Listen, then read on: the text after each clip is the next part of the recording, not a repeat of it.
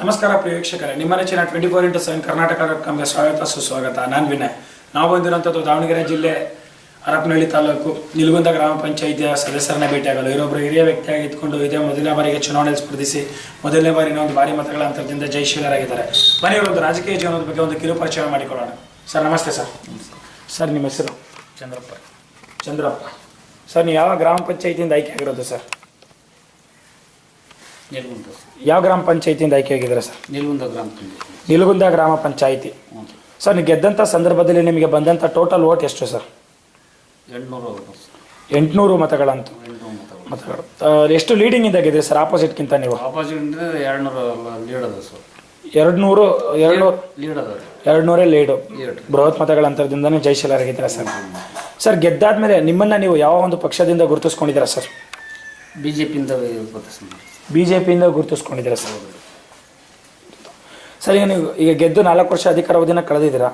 ಈ 4 ವರ್ಷ ಅಧಿಕಾರಾವಧಿನಲ್ಲಿ ನೀವು ಮಾಡಿರುವಂಥ ಅಭಿವೃದ್ಧಿ ಕೆಲಸ ಕಾರ್ಯಗಳು ಯಾವ್ಯಾವ ರೀತಿಯಾಗಿ ಕೆಲಸ ಕಾರ್ಯಗಳು ನಡೆದಿದೆ ಸರ್? ಒಂದೇ ನಾವು ಮಾಡಿದ ಸರ್, ಒಂದು ಬಿಟ್ಟರೆ ನಾವು ಮಾಡಿಲ್ಲ. ಹೇಳಿ ಸರ್. ರೋಡು ಎಲ್ಲಿಂದ ಎಲ್ಲಿಗೆ ಯಾವ ರೀತಿ ಯಾವ ಟೈಮಲ್ಲಿ ಆಗಿದೆ ಸರ್? ಗುಡಿಯಿಂದ ಕಸ್ತಳಿ ಕೆರೆವರೆಗೆ ಸರ್. ಮತ್ತೆ ಇನ್ಯಾವ ರೀತಿ ಅಭಿವೃದ್ಧಿ ಕೆಲಸ ಕಾರ್ಯಗಳು ನಡೆದಿದೆ ಸರ್? ಯಾವಲ್ಲ ಸರ್. ಮನೆಗಳು ಕೊಡ್ಸೋದಾಗಿರ್ಬೋದು?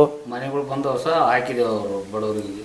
ಹಾಂ, ಒಂದು ಶೌಚಾಲಯ ಆಗ್ಬೋದು, ಈ ರೀತಿ ಅಂತ ಕೆಲಸ ಕಾರ್ಯಗಳು ಎಷ್ಟು ಕೊಡ್ಸಿದೆ? ಶೌಚಾಲಯಗಳು ಮಾಡಿಸಿದ್ದೇವೆ ಸರ್.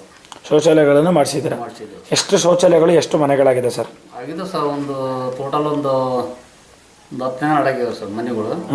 ಶೌಚಾಲಯ ಒಂದು 4-5 ಆಗಿವೆ ಸರ್. ಶೌಚಾಲಯ ಒಂದು 4-5 ಆಗಿದೆ ಸರ್. ನಿಮ್ದು ಇನ್ನೂ 1 ವರ್ಷ ಅಧಿಕಾರಾವಧಿ ಇದೆ. ಈ 1 ವರ್ಷ ಅಧಿಕಾರಾವಧಿಯಲ್ಲಿ ಇನ್ಯಾವ ರೀತಿಯಾದಂಥ ಒಂದು ಕೆಲಸ ಕಾರ್ಯಗಳನ್ನ ಮಾಡಿಸ್ಬೇಕು ಅಂತ ಅಂದ್ಕೊಂಡಿದ್ದೀರಾ? ಏನು ಮಾಡಿಸ್ತೀರಿ ಸರ್, ದಿವಸನ ಸನಿ ಬಂತು, ಇನ್ನೇನು ಮಾಡ್ಸಕತ್ರಿ. ಯಾಕೆ ಸರ್? ಯಾಕೆ ಇನ್ನೊಂದು ವರ್ಷದಲ್ಲಿ ನಿಮ್ಮ ಅಧಿಕಾರಾವಧಿನಲ್ಲಿ ಇನ್ಯಾವ ರೀತಿ ಕೆಲಸ? ಜಾಮೀನಿನ ಮೇಲೆ ಅದಾವ್ರಿ, ಇದನ್ನ ಮಾಡ್ಕೊಂಡು ಹೋದ್ರೆ ಸಾಕು, ಅದ್ರ ಬಗ್ಗೆ ತೆರಿಗೆ ಕಿಟ್ಸ್ಕೊಂಡ್ರಿ. ಈ ಕೆಲಸ ಕಾರ್ಯಗಳು ಸ್ವಲ್ಪ ವ್ಯವಸ್ಥೆ, ನಿಮ್ಮ ವ್ಯವಸಾಯ ನೋಡ್ಕೊಂಡು ಜಮೀನು ನೋಡ್ಕೊಂಡು ಇಷ್ಟೇ ಸಾಕು ಅಂತ ಸರ್. ರಾಜಕೀಯ ಜೀವನ ಅಷ್ಟೊಂದು ಬೇಗ ಬೇಜಾರಾಗುತ್ತೆ? ಅದ್ರ ಬಗ್ಗೆ ತೆರಿಗೆ ಕಿಟ್ಸ್ಕೊಂಡ್ರಿ ನಾವು. ಯಾಕೆ ಸರ್ 4 ವರ್ಷಕ್ಕೆ ರಾಜಕೀಯ ಜೀವನ ಇಷ್ಟೊಂದು ಬೋರ್ ಆಗಲಿಲ್ಲ ಸರ್? ಸರ್ ಒಂದು ರಾಜಕೀಯಕ್ಕೆ ಬರಬೇಕು, ಚುನಾವಣೆ ನಿಲ್ಲಬೇಕು ಅನ್ನೋಕ್ಕೆ ಯಾರಾದರೂ ಸ್ಫೂರ್ತಿ ಕಾರಣ ಯಾರಾದರೂ ಇದ್ದಾರೆ ಸರ್ ನಿಮಗೆ ರಾಜಕೀಯ ನೀವು ಚುನಾವಣೆ ನಿಂತ್ಕೊಳ್ಳೋಕ್ಕೆ ಕಾರಣ ಸರ್? ಕಾರಣ ಅಂದರೆ ಯಜಮಾನ್ರು ಸರ್, ಅವ್ರು ಗ್ರಾಮಸ್ಥರು ಅದ್ರಲ್ಲ, ಅವರ ಕಾರಣ ಸರ್. ಅವರೇ ಕಾರಣ? ಹೌದು ಸರ್.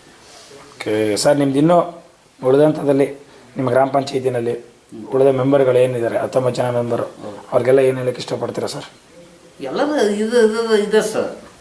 ಇಷ್ಟ ನಾವೇನು ಇದು ಮಾಡ್ತಾ ಇದಾವಲ್ಲ, ಇಷ್ಟ ಮೂವ್ ಮಾಡ್ಕೊಂತ ಪಾಪ ಎಲ್ಲರೂ ಒಂದು ಇದಾಗಿ ಇದು ಹೊಂಟಿದೆ ಸರ್. ನೀವೊಂದು ರಾಜಕೀಯಕ್ಕೆ ಬರಲಿಕ್ಕೆ 200 ಮತಗಳ ಅಂತರದಿಂದ ಗೆಲ್ಲಲಿಕ್ಕೆ ಅದು ಕಾರಣ ನಿಮ್ಮ ಗ್ರಾಮದ ಜನತೆ. ಹೌದು ಸರ್. ಅವರೊಂದು ಓಟನ್ನು ಹಾಕಿ ನಿಮ್ಮನ್ನ ಗೆಲ್ಲಿಸಿದ್ದಾರೆ, ಅದು 200 ಮತಗಳ ಅಂತರದಿಂದ. ನಿಮ್ಮ ಗ್ರಾಮದ ಜನತೆಗೆ ಕೊನೆಯದಾಗಿ ಏನು ಹೇಳಕ್ಕೆ ಇಷ್ಟಪಡ್ತೀರಾ ಸರ್?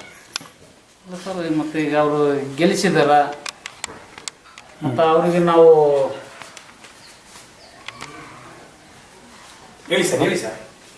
ಮಾಡಾಕತ್ತೀವಿ ಸರ್. ಮನೆಗಳು ಬಂದವು ಮತ್ತು ಅವು ಶೌಚಾಲಯ ಅದಾವು, ಕೆಲಸದ ಬಗ್ಗೆ ಇದೆಲ್ಲ ಮಾಡ್ಕೋದು ಸರ್. ಕೆಲಸ ಕಾರ್ಯಗಳ ಬಗ್ಗೆ ಮಾಡಿಸೋದ್ರ ಬಗ್ಗೆ ಅವ್ರಿಗೊಂದು ಅಭಿನಂದನೆಗಳನ್ನು ಸಲ್ಲಿಸೋಕೆ ಇಷ್ಟಪಡ್ತೀರಾ? ಹ್ಞೂ ಸರ್. ನೋಡೋದಲ್ಲಿ ಇವರೊಬ್ಬರು ಹಿರಿಯ ವ್ಯಕ್ತಿಯಾಗಿ ಎತ್ಕೊಂಡು ಇವರು ಗ್ರಾಮ ಪಂಚಾಯಿತಿನಲ್ಲಿ ಮಾಡಿರುವಂಥ ಹಲವಾರು ಅಭಿವೃದ್ಧಿ ಕೆಲಸ ಕಾರ್ಯಗಳನ್ನ ಇವರು ಮಾಡ್ತಾ ಬರ್ತಾರೆ. ರಸ್ತೆ ಆಗ್ಬೋದು, ಶೌಚಾಲಯ ಆಗ್ಬೋದು, ಮೂಲಭೂತ ಸೌಕರ್ಯಗಳಾಗ್ಬೋದು. ಇವರೊಂದು ರಾಜಕೀಯ ಜೀವನ ಇದೇ ರೀತಿ ಬೆಳೀತಾ ಇರಲಿ ಅಂತ ಹೇಳ್ತಾ ಇವರು ಅದು ಅತ್ಯಮೂಲ್ಯ ಸಮಯನ ನಮ್ಮ ಜೊತೆ ಕಳೆದಕ್ಕಾಗಿ 24x7 ಕರ್ನಾಟಕ.com ಮೂಲಕ ತುಂಬ ಹೃದಯದ ಧನ್ಯವಾದಗಳು ಸರ್. ನಮಸ್ತೆ ಸರ್.